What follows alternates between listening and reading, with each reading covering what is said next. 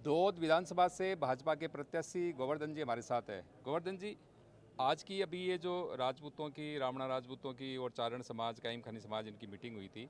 पिछली बार विधानसभा में इसी राजपूत समाज ने कमल का फूल हमारी भूल का एक नारा दिया था, और इस बार चुनाव से पहले आपको खुले दिल से समर्थन दे रहे हैं, तो ये चमत्कार कैसे हुआ?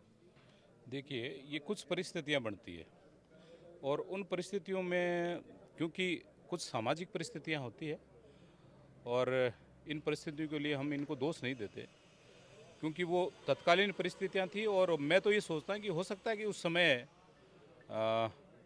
कुछ लोगों ने भारतीय जनता पार्टी के खिलाफ किया या कुछ परिस्थितियां ऐसे बन गई तो उस कारण से हो गए। लेकिन आज ये सब लोग, क्योंकि ये मूल वोटर्स भारतीय जनता पार्टी के हैं और हमेशा भारतीय जनता पार्टी के रहे हैं, तो ये जाने कार नहीं जाने कार आने कार इसमें कोई फ़र्क नहीं पड़ता क्योंकि तो अपनी जगह पर हैं।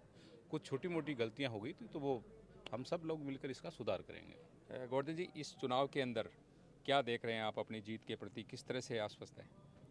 देखो, जीत जनता दिलाएगी तब जीतेंगे क्योंकि आ, मैं गोवर्धन अकेला मैं सोचता हूँ कि मैं कुछ नहीं कर सकता। और मैं तो ये कहता हूँ कि 36 कौम के लोग लगेंगे क्योंकि राजनीति में कोई व्यक्ति एक समाज का, एक वर्ग का वो नहीं हो सकता, न उसको जिता सकता। हाँ, ये हो सकता है कि इतना बड़ा वर्ग साथ में है तो और ज़्यादा हमें थोड़ी सुविधा हो जाती है उसमें जीत दिलाने के लिए। लेकिन जीत के लिए हमें बहुत मेहनत करनी पड़ेगी, बहुत परिश्रम करना पड़ेगा अभी तो, क्योंकि कांग्रेस ने तो अभी प्रत्याशी घोषित नहीं किया। तो हो सकता है कि उनकी स्ट्रेटेजी क्या है, क्या सोच रहे होंगे। लेकिन हम, क्योंकि हमारे सब लोग, धौद विधानसभा के लोग, धौद की जनता, सब लोग ये इतना ज़रूर कह रहे हैं कि हम आपको अब की बार पूरी बहुमत के साथ में, पूरे लोग आपके साथ में होकर आपको वोट देंगे और आपको जिताएंगे। गोवर्धन जी, वो तो पिछला जो आपका कार्यकाल रहा, बेदाग रहा, अपने लोगों के काम भी कराए, और पिछले 5 साल से भी मैं देख रहा हूँ, मैंने भी आपको देखा है कि आप हर सुख दुख के अंदर जनता के बीच में होते हो।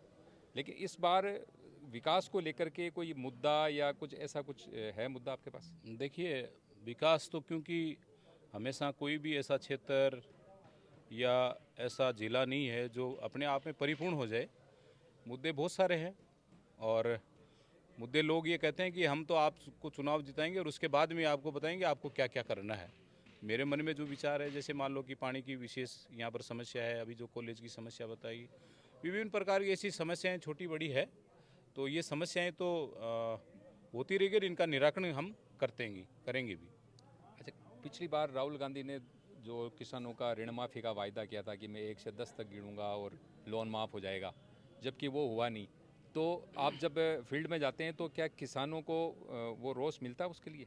देखिए, ये तो मतलब उस समय की एक कांग्रेस की एक सोची समझी चाल थी और एक झूठा, जिसको कहेंगे बिल्कुल झूठा, इतना बड़ा मुद्दा उन्होंने किसानों के साथ में धोखा किया है कि लोग 1 से लेकर 10 तक गिनती करा के ये गया कि संपूर्ण कर्जा माफ। तो ये शायद संभव भी नहीं है क्योंकि इतना बड़ा स्टेट पे इतना फिर पहले से ही कर्जा है और फिर इतना कर्जा हो जाए तो शायद ये संभव नहीं था।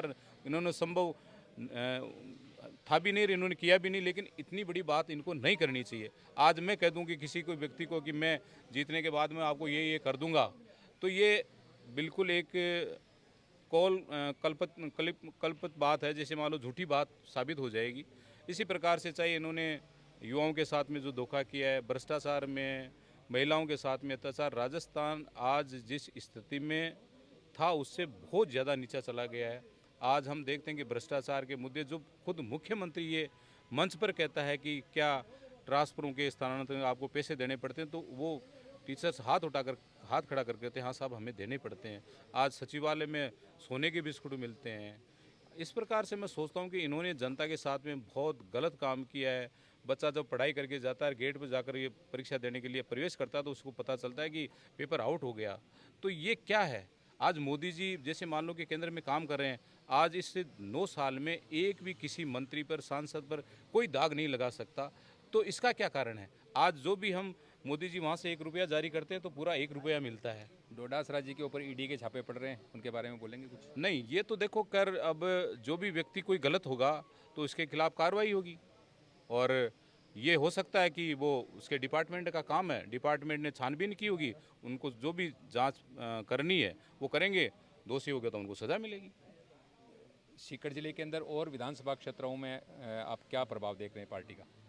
भारतीय जनता पार्टी पूरी 8 की 8 सीट जीतेंगे और राजस्थान में भारतीय जनता पार्टी की फुल बहुमत से सरकार बनेगी, क्योंकि जिस प्रकार से आप लोगों ने आपकी मीडिया के द्वारा, जिस प्रकार से लोगों के द्वारा ये सुनने को मिलता है कि पूर्ण बहुमत के साथ में भारतीय जनता पार्टी कमल का निशान यहाँ पर सरकार बनाएगी। तो आप गोवर्धन जी वर्मा थे जो धोद विधानसभा क्षेत्र से भारतीय जनता पार्टी के प्रत्याशी हैं। आपका कहना है कि डोडासरा जी के ऊपर जो ईडी के छापे पड़ रहे हैं वो प्रशासनिक एक व्यवस्था का हिस्सा है जो रूटीन के अंदर चलता रहता है, और सीकर जिले के अंदर भारतीय जनता पार्टी 8 सीटों के ऊपर विजय होगी। धन्यवाद।